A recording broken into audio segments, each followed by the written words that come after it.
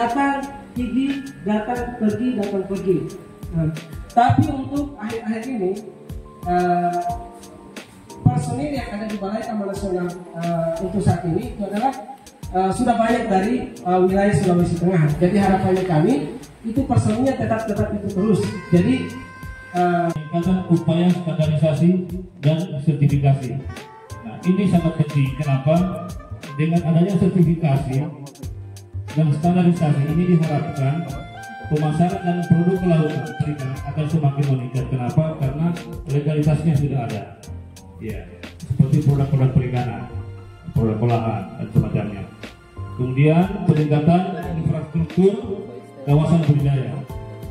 Nah, ini juga sementara di program standarisasi perikanan diantaranya itu pembangunan pelabuhan perikanan, kemudian unit pengolahan ikan, pasar ikan, kemudian tempat pembenihan. Ini kita sudah ada di tidak hanya instansi pemerintah atau pemangku kewenangan kawasan seperti Balai Taman Nasional dan pemerintah daerah kewenangan pembangunan.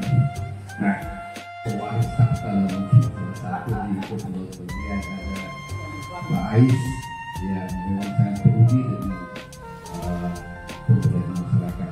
Serta teman-teman sekalian yang saya hormati, syukur alhamdulillah pada kesempatan ini kita bisa bersama-sama dalam senantiasa kita tumpah ruahkan kepada Allah Subhanahu Wa Taala, Allah Azza wa Jalla, karena pada siang hari ini kita masih diberikan nikmat kesehatan dan kesempatan sehingga kita masih dapat berkumpul bersama di tempat ini dalam meskipun begitu kita juga mendengarkan sama-sama bahwa ada banyak persoalan di sana. Ini persoalan saya kira tidak membuat ini dunia seperti mau kiamat. Ini adalah tantangan yang sesungguhnya masih bisa kita atasi.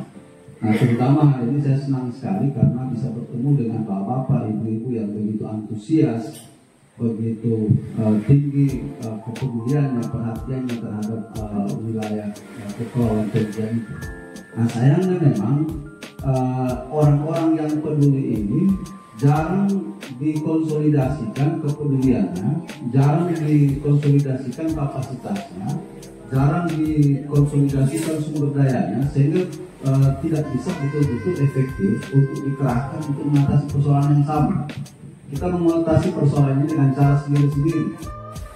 Oke, sahabat Voice. Masih bersama bertiga loh. Bertiga. Sesi kita kedua terkait kegiatan yang apa namanya? Jujur di masyarakat. Ya, kalau kegiatan ini lebih pemaparan capaian program, kemudian menyusun program rencana strategis kolaboratif lintas sektor untuk masyarakat Kepulauan Papua. Nah, program yang dalam waktu dekat itu apakah masih melanjutkan atau mungkin ada program baru? Nah, kalau kami berharap mudah-mudahan ada kelanjutan di sini, karena memang dari kami harapan kami bisa hanya lagi tetapi bisa bertambah lagi. Ini tadi kita sempat tanya, apa itu mau kabel ke daerah luas? Kenapa dia maksudkan? Karena itu tadi, kita kabel itu punya stigma yang buruk di takutan dulu, tapi daerah baru.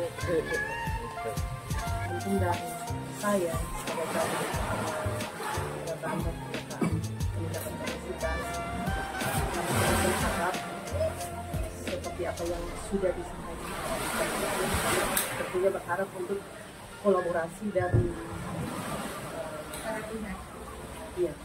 kolaborasi dari semuanya untuk mencapai tadi yang seperti gas.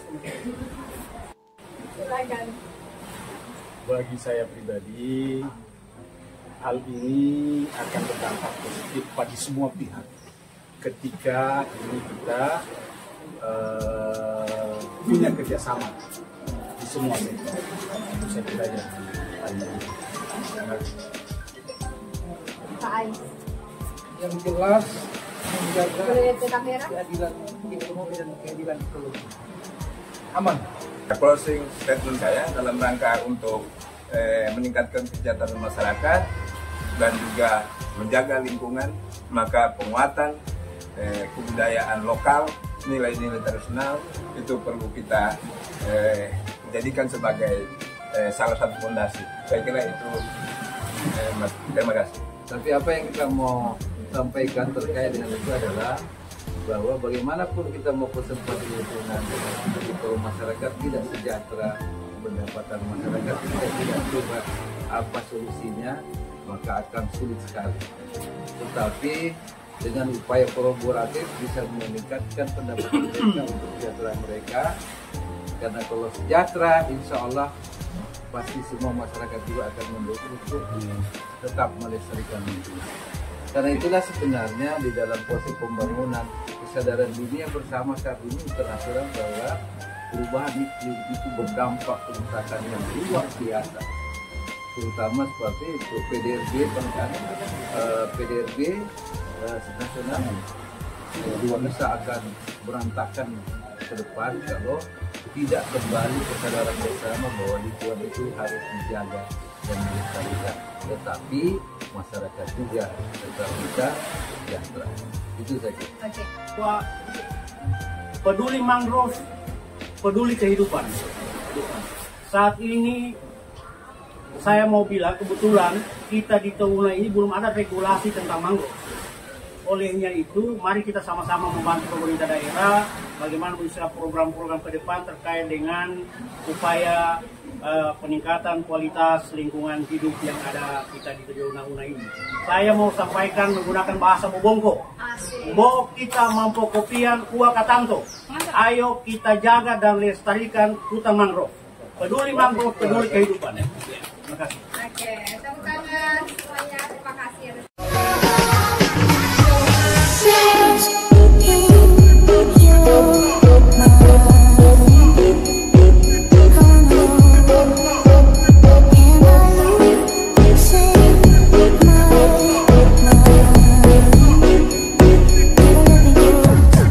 Assalamualaikum warahmatullahi wabarakatuh dan selamat sore ya. Sudah sore. Nah, sahabat Vivi, sekarang kita masih berada di lokasi yang sama, tepatnya di Blaze Resort ya. Ya, Blaze Resort. Webone 2. Webone 2 berarti obronya ada satunya sana lagi. Ada satu, ada dua. Nah, sore hari ini kita bertiga, ada saya Yudhistira, saya Vivon, dan bintang tamu kita narasumber kita. Bentar. Penasaran dulu ya. Nah, kita bakal bincang-bincang sama beliau selama beberapa menit ke depan, jadi jangan kemana-mana. Oke, baik, kita langsung ke narasumber. Iya. Kalau saya sudah kenal beliau ini ya, tapi kan teman-teman sama saya tapi kayak ini mungkin juga belum tahu ya. Jadi ya, silakan menyapa masyarakat Tojonauna dulu dan masyarakat di luar sana, Pak David. Oke, selamat sore untuk teman-teman di Tojonauna dan juga ya khususnya untuk teman-teman di Kepulauan Togean. Perkenalkan, nama saya David, saya dari Karsa Institute. Kalau di Karsa Institute saya saat ini bertugas sebagai bisa dibilang program manajer untuk kegiatan kemitraan Wallacea dari Karsa Institute. Gitu perkenalannya. Itu di kantor pusat di mana? Kalau Karsa kantor pusatnya memang di Kota Palu, tetapi di Ampanas ini ada juga kita bisa bilang kantor cabang lah. Oke, Karsa Institute itu dia backgroundnya apa? Karsa Institute itu NGO atau LSM yang yaitu yang bergerak sebenarnya berawal dari basicnya di kehutanan, pemberdayaan masyarakat, konservasi, advokasi. Pertanian ada masuk juga beberapa. Nah, terus kemudian Karsa melebarkan sayap untuk bisa dibilang bermain ke pesisir, ke perairan laut. Gitu. Nah, untuk Pak David sendiri, ini kan kegiatan dilaksanakan di Tojonauna. Ya. Ini kegiatan apa kalau kami boleh tahu? Ini juga mengajak masyarakat nelayan ya? Ya. Bisa jelaskan? Nanti bentar baru kita balik lagi ya. Kita ke yang kegiatan hari ini. Ya, kalau kegiatan hari ini sebenarnya ada rangkaiannya. Kalau mau dibilang latar belakangnya, Karsakan berkegiatan di Tojo Una, khususnya di Kepulauan Togean dan spesifik lagi ke Desa Kabalutan dan Pulau Nam. Sejak tahun 2021 akhir. Nah, 2021. ya itu kita mendampingi masyarakat di sana, melakukan beberapa kegiatan untuk perlindungan ekosistem, peningkatan kapasitas nelayan, dan hari ini bisa dikatakan kita semacam memberikan capaian memaparkan capaian kegiatan kami ke pemerintah kabupaten. Dan juga sekaligus kami berharap kalau kegiatan hari ini selain memberikan capaian program kami juga berharap bisa merumuskan ada satu rencana strategis yang kolaboratif antar stakeholder gitu. Oke, sahabat Voice Talent masih bersama kita berdua di sesi kita yang kedua. Bertiga. Di sesi kita yang kedua terkait kegiatan yang apa namanya? Bisa jelaskan ke masyarakat? Ya, kalau kegiatan ini lebih pemaparan capaian program, kemudian menyusun program rencana strategis kolaboratif lintas sektor untuk masyarakat di Kepulauan Togean. Ya, kalau kita boleh tahu tujuannya apa sih diadakannya kegiatan hari ini? Nah, kalau tujuannya kami kan bekerja di masyarakat, mendampingi mereka, tetapi kemudian ada isu-isu atau permasalahan yang kami temui yang tidak bisa kami sendiri kerjakan atau Karsa sendiri kerjakan. Jadi tujuan kegiatan hari ini kami mau mengemukakan isu itu, berharap kita bisa bekerja sama dengan lembaga-lembaga lain, terlebih khusus dengan pemerintah gitu. Nah, ini kita flashback ke persiapan sebelumnya. Ini mungkin kan kegiatan ini kita flashback pasti ada persiapannya. Ini butuh berapa lama untuk mempersiapkan segala sesuatunya sedetail hingga alhamdulillah kegiatan hari ini sukses dengan bagus. Itu berapa lama? Kalau berapa lama bisa, kalau mau dikatakan bisa mulai dari tahun 2021 kami mulai mempersiapkan kegiatan hari ini. Ya. Kegiatan hari ini cuma sehari di planningnya dari 2 tahun lalu. 2 tahun lalu? Ya, iya. Bisa dikatakan seperti itu. Sibuk. Tapi tahun kemarin kayaknya tidak ada, nanti tahun 2024 lagi ini. 2022 kemarin flashback 2021 kayaknya tidak ada pas tahun berapa itu ya?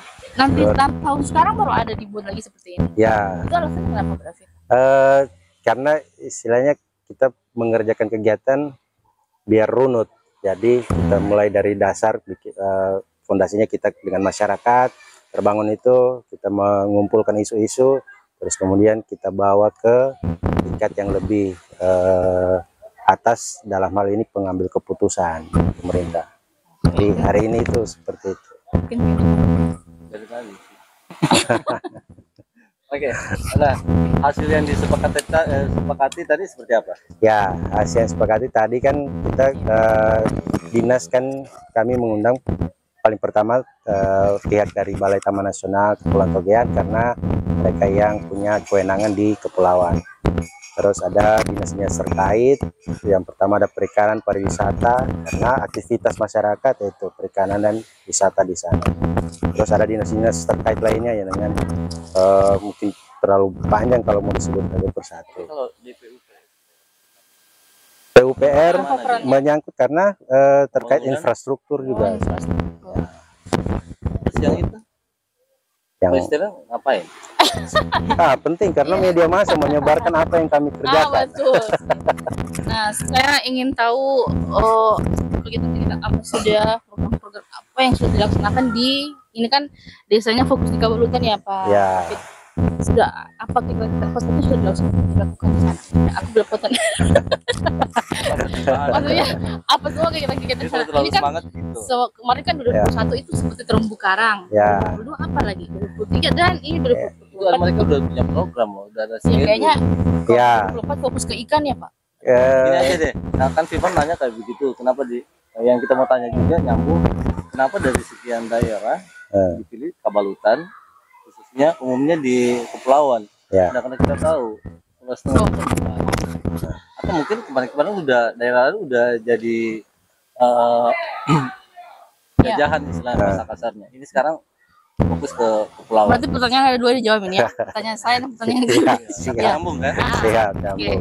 langsung dirangkum Oke. saja. Nah, Oke. pertama kami memilih Kabalutan Ya. karena mungkin kalau masyarakat Tojo Una sudah mengetahui Kabalutan itu seperti apa. Ketika sebut Kabalutan sudah banyak stigma buruk. Nah, kami Karsa mencoba istilahnya memberanikan diri masuk ke desa itu, ke Kabalutan, tetapi dengan pendekatan yang kami punya, mencoba kami sini harapan besar ingin merubah stigma-stigma itu. Sebenarnya mereka itu bagus juga sebenarnya. Nah, terus kemudian kegiatan. Kalau tahun pertama kami fokus rehabilitasi terumbu karang. Itu masih berlanjut juga di tahun keduanya. Tapi di tahun kedua ini kami, karena ada permasalahan di tahun pertama tentang kualitas ikan tangkapannya mereka, sehingga tahun kedua ini kami coba memperbaiki kualitas ikan, khususnya kualitas ikan tangkapan atau yang memang masih di laut sana? Kualitas ikan tangkapan, ikan segar, karena saya pikir ikannya mau di tidak. Ikannya mau diapa Kayut? Diobok-obok? Kan mau bikin kayak kali silang. Tidak. Oh, ada kok begitu ikan? Sebenarnya cuma kucing loh, ayam. Nah, jadi kan permasalahannya tuh ikan mereka bisa dianggap tidak segar karena hasil tangkapan mereka tidak segar. Malam. Ya, karena masalah pertama itu esnya mereka, artinya rantai dinginnya tidak bagus. Jadi karena runut lagi karena tidak ada listrik di sana. Itu sehingga itu alternatif di tahun kedua kami kemudian kami fasilitasi mereka, kami bikin rumah produksi es batu berbasis tenaga surya. Luar biasa. Berbasis tenaga surya. Sudah digunakan kan? Sudah digunakan. Ngomongnya tahun kemarin kan berarti udah ya? Tahun ini. Iya, biasanya kan ini biasanya kan ada masyarakat tidak menggunakannya dengan baik kan, mereka cuek. Nah, kalau rumah produksi es batu ini kan sudah kami serahkan ke masyarakat, ke kelompok nelayan khususnya. Nah, pengelolaan rumah produksi es batu itu sudah sepenuhnya mereka yang kelola, mereka sendiri bertanggung jawab. Nah, kami cuma sekedar menerima laporan. Kalau terakhir kami terima laporan kan itu bikin es batu.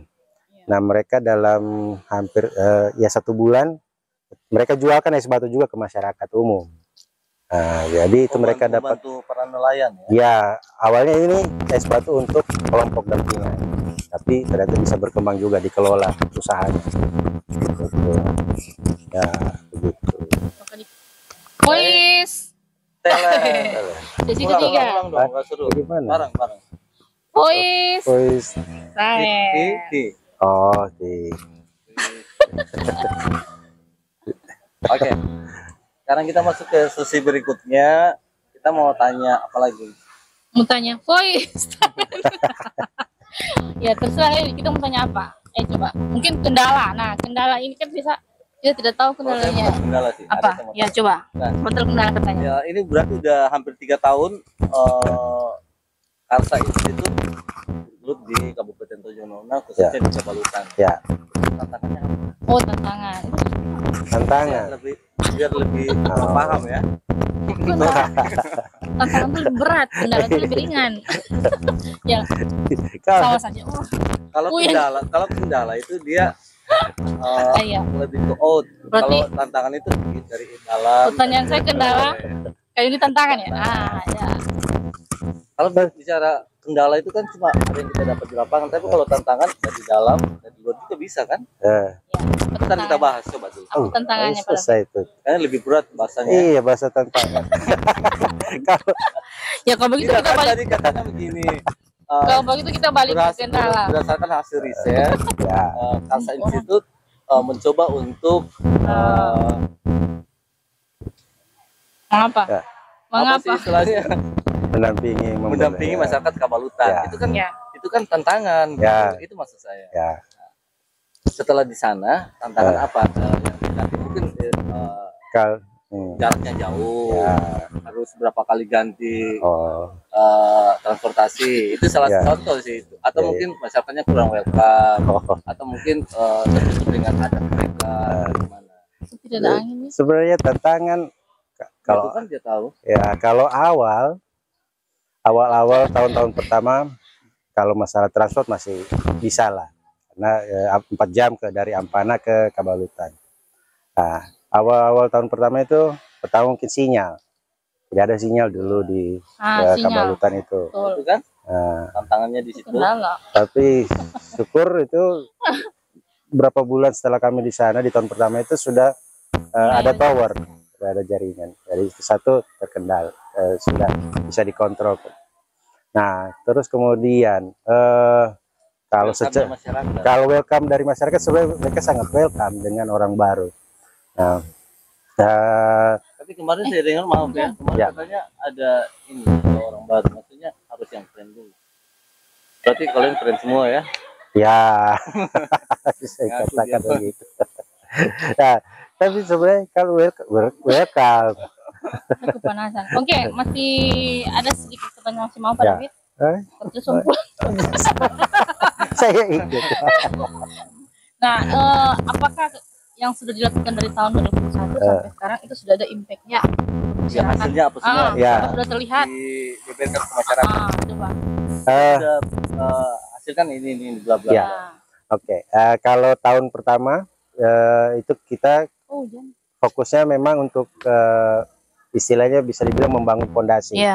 Harapan memang belum ada, artinya masih mau menjalin hubungan karena kami pertama ke sana. Nah, di tahun kedua itu kami kemudian memberikan beberapa peningkatan kapasitas ke mereka. Terus satu tadi yang kami bisa dibilang cerita sukses. Nah, jadi ke rumah produksi es batu yang kami fasilitasi itu ternyata bisa menghasilkan bagi kelompok. Jadi mereka jual es batunya, kalau 1 bulan kemarin mereka bisa dapat sudah 1 juta. Wow. Itu sudah cukup lumayan buat mereka. Jadi kas kelompok. Itu angka yang besar buat mereka.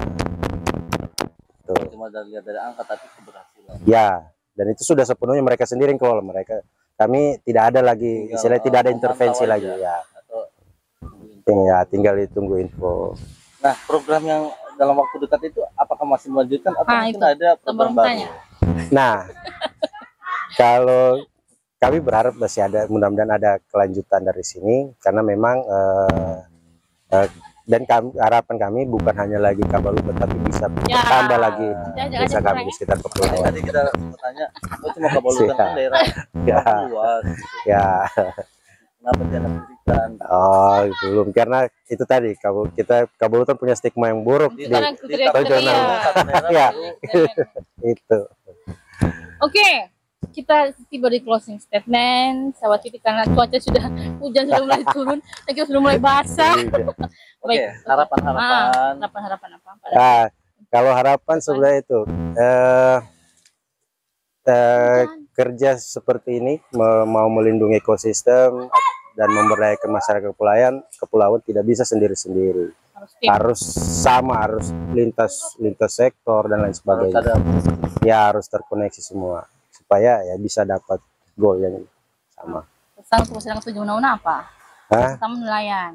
Terutama nelayan. Yang tinggal di pinggiran laut. Ya, kalau mungkin mau pesan, jaga lingkungan, jangan lagi menangkap dengan cara yang rusak. Jangan buang sampah sembarangan di laut, ya. Itu. Ikannya dibagi-bagi kalau dipancing. Ya, itu yang paling penting. Oke, baik. Tapi kita punya harapan juga loh. Dengan adanya Mas David sini. Kita berharap kedepannya ada kegiatan diundang lagi. Nah, jelas itu. Siap, karena sudah masuk dalam stakeholder kan. Kita nggak bakal post loh. Iya, siap. Oke, baik sahabat Paisahan, terima kasih banyak sudah setia bersama kita di sini dan untuk podcast kita kali ini, dan semoga apa yang disampaikan bisa bermanfaat untuk kita semua ke depannya. Oke, kita pamit. Assalamualaikum warahmatullahi wabarakatuh. Salam. Bye. Voice. Voice. Talent.